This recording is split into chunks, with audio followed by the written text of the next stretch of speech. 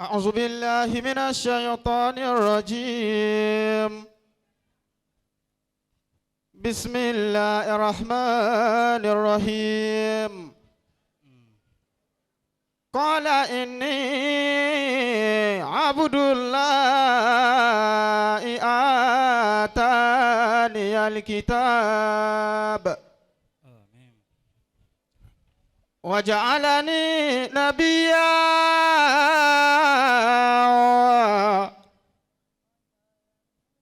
وجعلني مباركا أينما كنت وأوصاني بالصلاة والزكاة ما دمت حيا وبرا بوالدتي ولم يجعلني جبارا شقيا وسلام علي يوم ولدت ويوم أموت ويوم أبعث حيا. سألنا الله طول الأمور الله للبدر المديه إلى الأنام هو شيخ شيوخ شيخ غوغا كأنك في الورد ظلامي فكن فانصير وربك ثم كبر الله وصره ما أمرت من الكلام الله وقاك الله من شر المنايا الله ورد عنك أيدي انتقام الله بما يعطيك ربك سوف ترضى ولا تجزى تفسن إلى المرام ولا تجزى تفسن. بسم الله الإلافي. بسم الله الرحمن الرحيم. لإلاف قريش إلافهم رحلة الشتاء والصيف فليعبدوا رب هذا البيت الذي أطعمهم من جوع وآمنهم من خوف.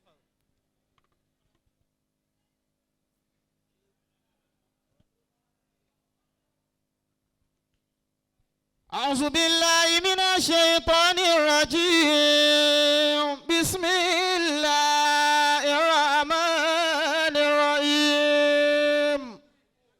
ألا إن أولياء الله. Gbogbo ẹni tí ọba bá wa sunkún ní àná níjọ́ tí ẹkún dé. ألا إن أولياء الله. Níjọ́ tí gbogbo ayé ń bá wa sunkún ẹkún dá níjọ́ náà. ألا إن أولياء الله.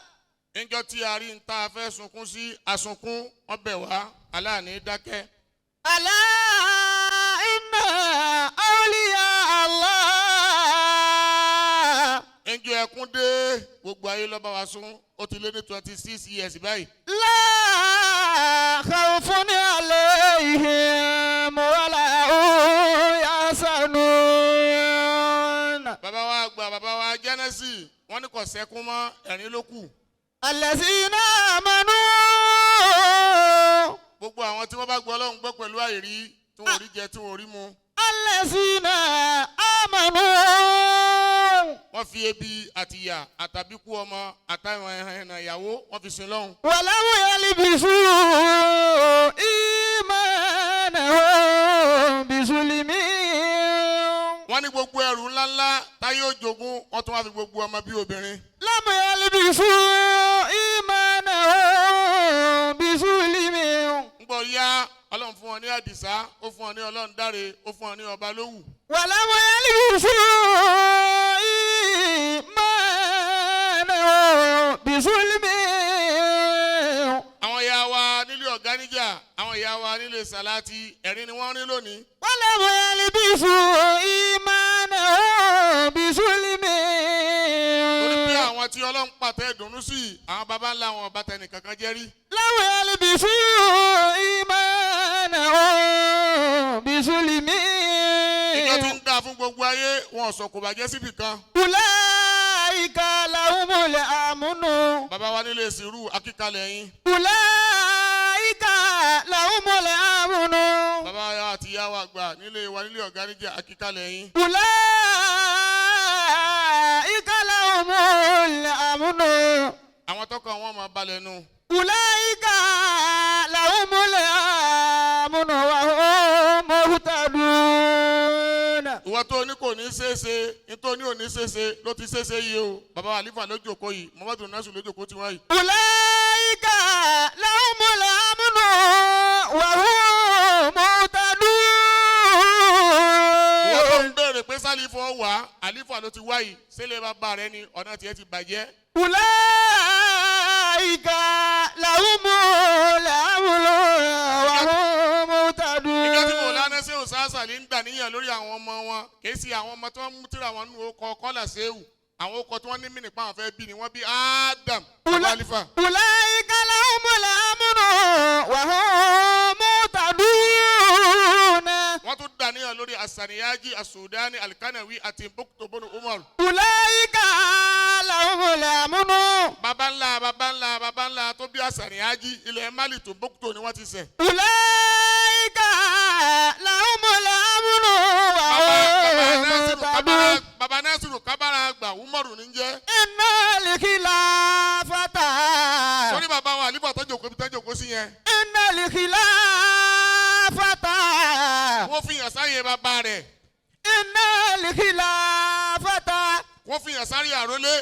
في الإسلام تبيانا. tábà fi ẹlòmíì sáyé baba rẹ̀ yóò máa sùn ni. في الإسلام تبيانا.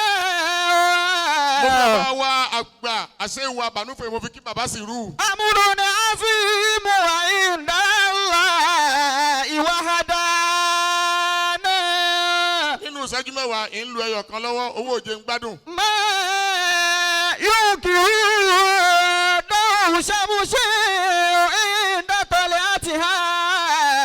ọ̀sẹ̀ wo ni màá fi wẹ̀ kí n tó kù nílé báyìí. ما ينكر. ó sì ń fi lọ́ọ̀sì wẹ̀dì sí ọ́ padà lọ́ọ̀sì ńjọ kan. ما ينكر شمس عند طلعتها. tálọ́ fẹ́ sọ yín pé òun ò rí mọ̀ lánàá ṣéwù sáàsàlì àlíyù sàásìlì. ما ينكر شمس. ní 1990 tó súnmọ́ sàlẹ̀ ń yà yín lèmi ń lọ sílùú kan lápòmù. شمس عند طلعتها.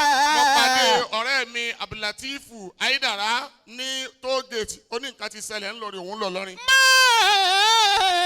ينكر شمس عند طلعتها. gbogbo ẹni tí bá mú násù lọ́wọ́ tí bá ń ṣe wáàsí lónìí àfa àwọn Mọ̀lánà Aliyu Sàásà yìí lọ ga gbogbo kálukú. ينكر شمس عند طلعتها. Mujaddidul Qadiriyya àwọn Mujaddidu Faidatul Qadiriyya fi biladi Yorùbá Mọ̀lánà Aliyu Sàásàlì. ينكر شمس عند طلعتها. wàhálà wàsálà àwọn ẹni rẹ̀ wọlé. إلا سقيم عدو لخير شيطانا.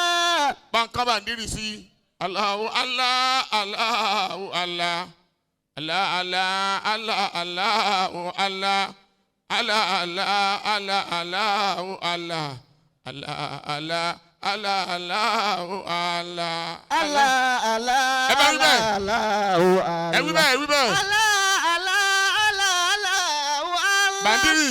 Allah Allah Allah Allahu Allah. ọmọ tọ́lá ṣe Allah Allah Allah Allahu Allah. wọ́n fi ẹlòmíì jẹ àlífà. Ọwọ́ lè múra bí ọlọ́dẹ. Allah Allah Ó múra bí ọlọ́dẹ. Allah Allah Allah Allah Allahu Allah. Dalo. Allah Allah Allah Allahu Allah. Subhanaka Allahu fi sifati. Asewu sasali. Wazahati anididati. Afagba. Wa khaliqil khaliqa ajma'ina. Ẹni tí dúró ti pè Ọlọ́run. Wajabiril kasri min rufati. Ẹni tí ẹ fọyà. Akharajana lil wujudi fadila. Ọlọ́run fi sáyẹ́nsì ní sàlẹ̀ lọ. Bimmadadi min fil kainati. Nígbà tí gbogbo rẹ̀ dákẹ́. Wa'allama sabil bayani. Wà á dúró. وآدم بالمساميات آدم نانو. وآدم بالمساميات. وهو البصير بنا جميعا وبين الدياء والغيبيات Sèkẹ́ fún Sàsílì. Ẹbí bẹ́ẹ̀. Sèkẹ́ fún Sàsílì. Sèkẹ́ fún Sàsílì o. Sèkẹ́ fún Sàsílì. Ọmọ máa fa ń dá ọmọ aláàjì Sambo. Ọmọ máa fa ń dá ọmọ aláàjì Sambo. Sàsílì o ọmọ ọ̀gá níjà. Sàsílì ọmọ ọ̀gá níjà. Ọmọ máa fa ń dá ọmọ aláàjì Sambo. Ọba Ọmọ Jánẹ́sì. máa fa ń dá ọmọ aláàjì Sambo. Sàsílì o ọmọ ọ̀gá níjà. Sàsílì ọmọ ọ̀gá níjà. Sàsílì o ọmọ ọ̀gá níjà. Sàsílì Ìmọ̀tàgbà. ọmọ ọ̀gá níjà. Nínú kéwu ọ̀gá ni ẹ Sàsálì. Nínú kéwú ọ̀gá ni ẹ́. Nínú kéwu ọ̀gá ni ẹ. Nínú kéwú ọ̀gá ni Sàsálì. ẹ́. Nínú Súfì ọ̀gá lẹ jẹ́. Nínú Súfì ọ̀gá lẹ jẹ́ o. Ọ̀gá lọ jẹ́ ọmọ ọ̀gá níjà. Ọ̀gá lẹ jẹ́ ọmọ ọ̀gá níjà. Ọmọ àfáàndá ọmọ aláàjì Sambo. Ọmọ àfáàndá ọmọ aláàjì Sambo. Sàsílì yóò ọmọ ọ̀gá níjà. Sàsílì ọmọ ọ̀gá níjà.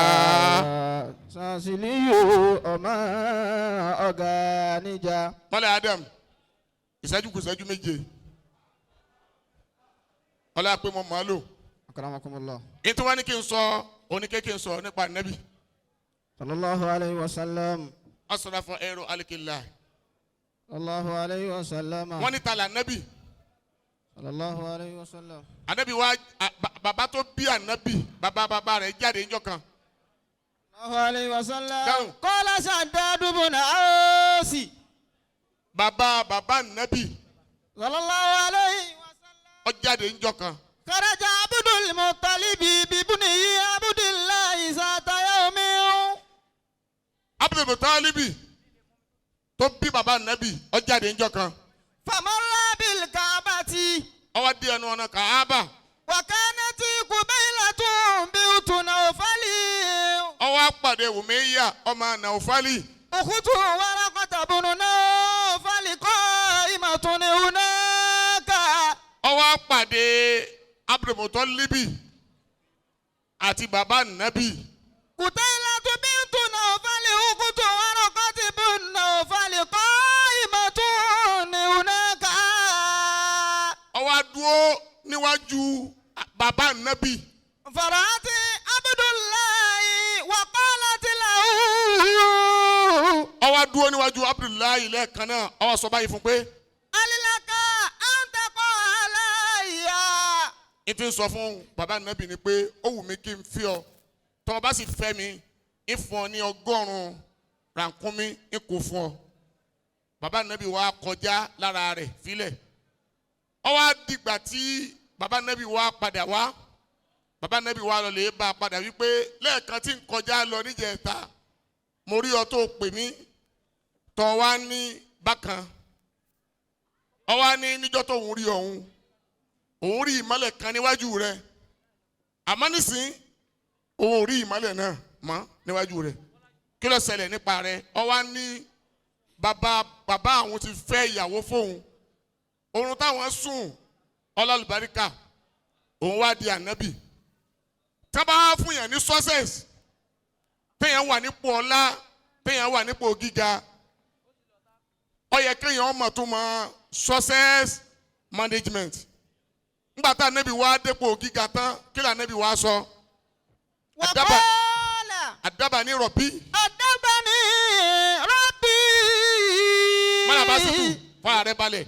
Ànábì nígbà tí mo dókè gíga tán ọba mi kọ́ mi lẹ́kọ̀ọ́ bí ìṣèṣò lòpò gíga. Àdábà ní rọ̀bí. Ayọ̀mọ̀tì. Nígbà tí mo dáyé bàbá mi tán tí mo dé àyè ẹ̀sà ọba mi sà mí lẹ́sà. Wàá sọ ní bílíkìlá ti fi ìsírí wálé aláníyà. Ọlọ́run kọ́ mi láníyàn rẹ̀ màá lò àti bí ṣe lo management. Bàbá wa àlífà níjọ́ tó lọ ń pa wá lẹ́kún ó dàbí pa ànírẹ́ nínú ilé náà mọ́. Gbogbo ọlá àti gbogbo yìí ń bẹ ńlẹ̀ wọ́n á pín fáwọn tí ó múlé lọ́wọ́. Ẹ̀yin wá wà níbi tí wọ́n fi yín pamọ́ sí torí pé orí tí ó jòyè kì í gbélé. Ọlọ́run wá dá yín padà wá ẹ ti wá débẹ̀. Bó o lẹ ṣe mánéjì eríire òun Ànábì ni wọ́n kọ́kọ́ kẹ̀mí náà bí ti mánéjì eríire. Wàá sọ ní bílíkìlá sí. Àwọn tí bàbá yín bá ló gbà tí bàbá yín yá wọn lò tí wọ́n fi wọ́n ṣiṣẹ́. Bàbá tó bí yín ni wọ́n pè wọ́n sínú ọkọ̀ ẹ̀yin kẹ́ fún wọn lọ́wọ́ wúdìdí o. Bóun ni wọn ò ṣe padà lẹ́yìn yín mo kí yín kú oríire. Wàá sọ ní bílíkìlá sí fi sirri wal alaniya. Ẹ ń bá wọn ṣe ní kọ̀kọ̀ ẹ ń bá wọn ṣe ní gbangba ẹ kú ọmọ ṣe. Wal adli fi ridha wal ghadabi. Èyí tó kù fún yín tẹ́ ẹ ti ṣe ni pé àlẹ́ adìlù fi ridha wal ghadabi. Tọ́ba fi yàn jẹ́ àlífà èèyàn rúgi oyin o. Gbogbo àlífà tẹ́ ẹ máa ń ranjú pé ẹ fẹ́ débẹ̀ ẹ fẹ́ kó bara yín ni o. Wọ́n bá fi yàn jẹ́ àlífà nísìnyí tẹ́ ẹ máa ń lòde. Tálífà máa ń lọ níwájú àwọn èèyàn ní ẹ̀rí you see àlífà ní ń bẹ̀. Wọ́n bá yìí tún fi yàn jẹ́ àlífà tí yàn máa rìn lẹ́yìn àwọn èèyàn ní sẹ́ẹ̀rí àlífà ti slow. Wọ́n bá sì fi yàn jẹ́ àlífà tí yàn ń darí òde bọ̀ láti Ìbàdàn sí Ìlọrin. Tí yàn ra ẹja díndín. Tí yàn ra tọ́kì nínú mọ́tò. Gbogbo àwọn ọmọ kí wọ́n máa sunkún. Àlífà ti náwó o. Tí ìbá jẹ́wọ́ fún yín oyè yìí láfà ẹrù wèrè ni o. Èèyàn máa tún wá dì síbẹ̀ o. Wọ́n pè yàn kọ́ wá jẹ́ ni o. Ẹlòmíì eri rẹ̀ pé kó tó jẹ́ àlífà. Tó bá dépò àlífà tán tó bá gbéná lé lérí yóò di dìdìrín ni. Wal adli fi ridha wal ghadabi. Ìlò ipò yín ó ṣe déédéé pé kọ́lá bẹ́yìn àtẹnìkan bá gba tara yín. Tẹ́ bá mọ̀ pé sẹ́ bàbá yín lọ fẹ́ ṣe ẹnì yẹn pè é síbẹ̀ òun ló lè ṣe. Wal qasdi fil ghina wal faqiri. Bó lẹ ṣe fẹ́ máa ṣe mẹ́sùmẹ́ǹtì owó níjọ́ tó bá pọ̀ ńlẹ̀ àtijọ́ tí ọba sí tọ́lá àmúrídí tẹ́ ẹ jókòó tì àwọn ò ní ra màlúù o. Tẹ́ ẹ bá ti ṣe mọ̀nà màlúù eré màlúù ni wọ́n máa ṣe mọ̀nà rẹ o ẹ jẹ́ wọ́n rí màlúù. Wa ana afu amma zalamani. A ní àfù tẹ́ bá fẹ́ tó lè bàbá yín ṣe tẹ́ ẹ sì rí tó ṣe tẹ́ fáyìn báyìí ẹ máa ṣàmójúkọ àwọn tó ti sẹ́yìn ni o. Wa utiya man aramani. Àwọn tí wọ́n ń gbà lọ́dọ̀ bàbá yín lánàá wọ́n béèrè pé kẹ́yìn náà mú wá ẹ máa fún wọn o. Wa silama nqatani. Gbogbo ẹni tí ó bá béèrè yín mọ́ ẹ máa béèrè rẹ o. Wa yakuna sumuti fikira. Bẹ́ẹ̀ bá dákẹ́ sí i ẹ máa wò sùn fáàrí táwọn ìyá wa fẹ́ fi yín ṣe tí wọ́n fẹ́ fọmọ ṣe nílọrin òun ni pé kọ́ mọ́ dúró kọ́ wá ní sọ ti dé náà lọ́lẹ̀ kí àmì ilé àjàsá. Sumuti fikira. Ẹ jẹ́ wọ́n máa fi yín yọ sàká ni wọ́n fi yín yọ yìí. Wanuti ki zikira. Bẹ́ẹ̀ bá bínú tán kọ́lọ̀ máa kọ́ yín máa ṣe ibi tí wọ́n ti bínú kọ́lọ̀ máa tiẹ̀ rí àkóbá ibi tí wọ́n ti bínú ọlọ́mọdé bínú ń bẹ̀. Wanasore ibara. Agbódegbà ti dúró aláṣẹ ti dúró. Ànábì wa ní njọ́ kan èmi náà jókòó ní ìṣẹ́jú méjì ẹ dákun ẹni wọ́n jẹ́ ń wí dáhùn. Akibala Sheikh min bani amiri. Ànábì ní inú bani amiri ẹnìkan wá bá mi. Faqama bayna yaday rasulillahi. Ó wá ní wa Ànábì wọ ni mo wá báyìí. Wa qala. Ó wá sọ báyìí pé. Inni umbitu annaka tusimu annaka rasulullah. Ó ní ìgbà pé wọ́n ń pè ọ́ là Nábì sáà Nábì ni ọ́ gẹ́gẹ́. Wa anna Allah ta'ala arsalaka bima arsala bi Ibrahim. tọ́ran Ibrahim. Wa Musa. Àti tọ́ran Musa. Wa Isa. Àti tọ́ran Isa. Wa ghayrihim minal anbiya. Ó sì rán àwọn ànábì Ọlọ́run níṣẹ́. Wa innama kana li anbiya'u min bani Isra'ila. Ó ní àwọn ànábì yòókù kó ń bẹ̀ ń bọ́ sí àyè. Ọlọ́run yòókù ọmọ bani Isra'ila ni wọ́n. Fama laka wan nubuwwa. Ó ní wọ́n èso ọmọ Israẹli. Faqala Rasulullah. Ànábì dá lóhùn lẹ́ẹ̀kan náà. Ya akha bani Amiri. Gbogbo wọn bani Amiri. Inna haqiqata muri inni da'watu Ibrahima. Ó ní inni da'watu Ibrahima. Tí wọ́n bá béèrè yín bẹ́ẹ̀ ti wà yìí. Tí wọ́n bá béèrè ẹ̀ńtọ́ diagnose yín bàbá wa nílé ọ̀gá níjà ni. Da'watu Ibrahima wa bushira akhi Isa. Ó lé mi ní ànábì Ìsá ń sọ nípa rẹ̀ pé ń bọ̀. Fa innahu min amalatini. Níṣẹ́jú kan ó ní ìyá mi tó bí mi ó lóyún mi. Kama ta'milu nisa'u. Ànábì ní ọ̀rọ̀ ara mi ni ó bí wọ́n ti máa lóyún èèyàn ni wọ́n lóyún mi. Wara'ati fil manami. Wọ́n wá lọ lè tọ́jú mi. Anna allazi fi batniha kharaja nura. Àmọ́ kí wọ́n tó bí mi wọ́n ní ìmọ̀lẹ̀ kan jáde nínú ìyá mi. Wan nuru yasbiqu hatta ada mashariqal ardi wa magharibaha. Ìmọ̀lẹ̀ náà lọ Masiriki ó lọ Magiribi. Zumana waladatini. Ó wá wọnú ìyá mi. Wa kuntu mustaridan fi bani Sa'di. Bí mo fẹ́ parí ẹ̀ sínú ó ní mo wá lọ lè tọ́ mi nílé Bani Sáàdù. Fa bayna ana zata yawmin. Ó ní bàtà wà lẹ́ndé Bani Sáàdù àti ẹ̀ lọ́njọ́ kan èmi àtàwọn yòókù mi tá a jọ ń pè bẹ́ẹ̀. Asibuyana iza dakala alayna rajulun salasatun. Wájú ń parí ẹ̀. Ó ní bàtà wà ní ọ̀dọ̀ Bani Sáàdù. Ọ̀rẹ́ jìnnà máa na sèbìyànà fílẹ̀. Ọlá jáde pẹ̀lú àwọn ẹlẹgbẹ́ mi. Ó ní fàjà àti salasatu min rijal. Ó ní mo bá rí àwọn èèyàn mẹ́ta kan tí wọ́n bá dé. Ó ní bàtà àwọn mẹ́ta náà dé. Ẹ̀yìn bá nábì dáadáa. Sallallahu alayhi wa sallam. Ó ní wọ́n bá gbá ọwọ́ mi mú. Ó ní gbà wọ́n gbé ọwọ́ mi mú. Ó ní wàjà àbí tì sọ́tì. Wọ́n bá gbé apẹ páànù kan wá. Wọ́n sọ̀bì yá di fọ́tà aláṣàkì láti. Wọ́n bá fi ẹ̀yìn mi ti àpáta kan. Fàṣọ kàṣọ́dìrì. Wọ́n bá la igbá àyà mi. Nígbà tí wọ́n la igbá àyà mi, ànábì ní ìsìn wò wọ́n báyìí. Ànábì ní ìsùn. Wọ́n mú ẹ̀jẹ̀ kíkì. Wọ́n mú kúrò lọ́kàn mi. Wọ́n mú ikidi. Wọ́n mú kúrò lọ́kàn mi. Wọ́n mú usidu. Wọ́n mú kúrò lọ́kàn mi. Wọ́n mú gili. Wọ́n mú kúrò lọ́kàn mi. Wọ́n mú ubùrè asa. Wọ́n mú kúrò lọ́kàn mi. Wọ́n mú kẹta jàmbá ọ̀tẹ̀. Wọ́n mú kúrò lọ́kàn mi. Nígbà wọn wá parí ẹ̀ lọ́kàn mi tán, wọ́n wá mú omi. Fọ àtàbí máa yí sálẹ̀jì. Ẹnìkejì nígbà kejì sí wọn. Wọ́n wá bu ìmọ́lẹ̀ yìnyín tó tutù. Wọ́n wá fi sí famsa ala sátìrì ala ìrìnànẹ́tì. Wọ́n wá fọwọ́ pa igbá àyà mi. Wọ́n wá dé ìdodo mi. Ànábì ní gbogbo àwọn tí àjọ sí è lọ́hún. Gbogbo wọn ti pariwo lọ́dọ̀ ìyá mi. Wọ́n lọ lè sunkún. Bọ́bá wá rí bẹ́ẹ̀. Ìyá mi wá padà rí mi. Ìyá wa Alimatu Sadiya. Ó wá gbà mí lọ́wọ́ mú. A jẹ́ pé gbogbo ẹni tí ó bá líìdì ilé bàbá rẹ̀ àti gbogbo ẹni tí ó bá ṣáájú oore ilé bàbá rẹ̀ nǹkan méjì kan bẹ tí ò ní mójútó. Nítorí pé tá a bá sọ pé àlìífà ní ẹ̀yin tẹ̀ ń bẹ lẹ́yìn àlìífà ẹ má kó wàhálà bá àlìífà o. Gbogbo ọmọ ní máa rólé bàbá rẹ̀ àmẹ́ni tá a fi sórí àga òun lọ̀gá. Ńgbọ́lọ́run wá fẹ́ mú oore wá fún Násírù. Ọlọ́run mú Fátìwù Kọ̀ríbù wá. Ó ní wà Fátìwù Kọ̀ríbù wọ́n bá ṣe ní mu'minina. Nígbà tẹ́ ń ṣe wàhálà nù. Ńgbọ́lọ́run tó fún oore wá fún Násírù. Ó ní fatahna laka fatihan mubina. Ẹ bá ń ké. Yaghfir laka Allahu ma taqaddama min zanbika wa ma ta'akhkhara wa yutimma ni'matahu alayka wa yahdiyaka siratan wa yansuraka Allahu mustaqima. yansuraka Allahu nasran aziza. Ńgbọ́lọ́run fẹ́ fi ọ sáyé nu ọlá Násírù.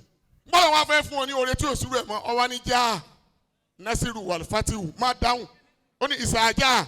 Ó nígbà tó bá yá tí gbogbo wàhálà bá pin. Nasirullahi wal Fatihu. Ìní kí baba ńlá baba yín àti baba ńlá baba tiẹ̀ àtàwọn tó bí ọ. Ìní kí Mawlana ṣe òsàlẹ̀ ọmọ jókòó lẹ́gbẹ̀ẹ́ rẹ̀. Waraita nasa. Já Nasiru wal Fatihu. Ìsàájà Nasirullahi wal Fatihu. Bí bá ṣe tẹ́ ti bá fẹ́ ràn lé ọ̀gá níjà ṣe. Ìgbẹ́ Nasiru àti Fatihu wá. An-Nasiru wal Fatihu bí mánà wáyé. Nasirullahi wal Fatihu. Ilé yìí tá sọ pé fẹ́ dákẹ́ ìní kí ariwo máa sọ ń bẹ ariwo mọ́lẹ̀. Nasirullahi والفاتح bàbá Mawlana Sheikh Azali àwọn nìkan lọkùnrin àmọ́ lónìí ìsọ yìí di dọ́bù. ناصرية والفاتح tọ́ba ti wá rí báwọn wọ́n ìta náà ṣàyẹ́dì wùlú náà fi dín ní في láì. دين الله أفواجا bàbá rí bẹ́ẹ̀ fásẹ̀ bíi بحمد ربك wàásù kìfìrù. إنه كان توابا لدى النبي. اللهم صل على محمد وعلى آل محمد Allahumma salli ala. محمد وعلى آل محمد اللهم صل على محمد وعلى صل يا ربنا وسلم على أديدي. وهو للخلق رحمة وشفاء ولا النبي. كيف ترقى رقياك الأنبياء على يا الله. سماء ما طولت يا سماء الله. alhamdulillah nígbà tí wọ́n ń sọ̀rọ̀ nípa nna Muhammad lọ́wọ́ sallallahu alayhi wa sallam. fadilatu Sheikh Abdullah ọ̀gánijà bá a láìfi wọ́n ń bẹ pẹ̀lú wa nígbà náà. ó kí ọmọ ìyá mi Sheikh Lukman Sarumi ọlọ́run ní fi ilẹ̀ ń gbà kankan Àmín. ọlọ́run ní jẹ́ ara padà sí ibú láéláé. Àmín ya Allah. bẹ́ẹ̀ náà ni mo kí àlùfáà wa ọ̀ṣọ́ mímọ́ Hasbunallah nínú àwọn tí wọ́n ń ta àsíá Sheikh Azali